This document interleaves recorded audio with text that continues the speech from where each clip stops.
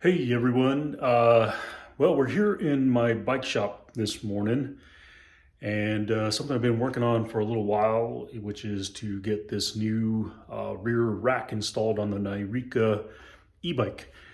So I finally got it done. I've been sitting on these parts for a while. It's just been pretty cold and just haven't had time to get in here in the garage.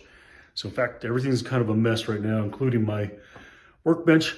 But let's get into what we're doing here. So first thing is, some of you have probably seen some of my videos where I had this particular type Topeak rack, which mounts onto the seat posts like that, which, it works well. I don't put a lot of weight on the bike or anything like that. It only has one problem, and that is, if I had to start putting like a bit of a rubber gasket here, because if you let it get too far down, it kind of scratches into the finish on the carbon or the composite frame there. So anyways, this is the new rack right here. So I'll show you quickly all that I did to it here. So this is actually the Topeak Uni Super Tourist Fat Disc rack. And the other part that I had to get is this Robert Axel project, the BOB 108, which is the 229 millimeter. So if you just order that, the BOB 108, you'll have the right one. So you'll actually end up pulling this axle out and replacing it with one of these. Some of the other parts that I had to use for this project, I had to buy two of these M508 30 millimeter cap screws, some 1024 Nylon Lock Nuts, some flat washers. These here is 1024 by 1.5 bolts or machine screws. And then this is also a kit that I picked up. So I actually needed the 1-inch clamp out of here, which is one of these right here, which I'll show you where that's at here in just a sec. All right, so let's go into the install. So first thing you'll notice, this is not the normal position you would use this in. This here would normally be flipped the other way. However, the way the bobbins work on the Robert Axel, it worked better this way here.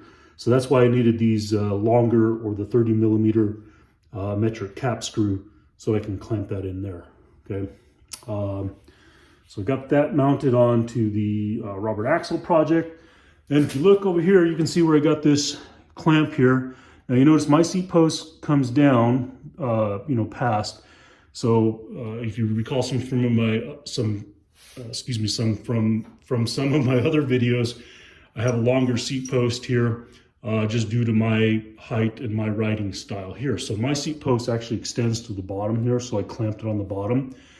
I actually could go up this way, this here will all bend if you wanted to clamp up here. If you don't have that, I could have come up here. But this is that clamp, okay? This is that machine screw. And then this here, you're probably not gonna find, but that is a 1-inch, it's a little less than a 1-inch spacer. I actually found that in a stockpile of bolts and stuff that I had. So you are gonna need a spacer so that when this here clamps around, it has something to clamp to. And then a slight bend, and that will sit on there just like that. So it's actually all nice and level. Let's see here. There you go. You can see it's fairly level. It's tilted just slightly forward. And then of course it takes the Topeak, that slides in the rail like that and sits like that. So a little better setup than what it was before.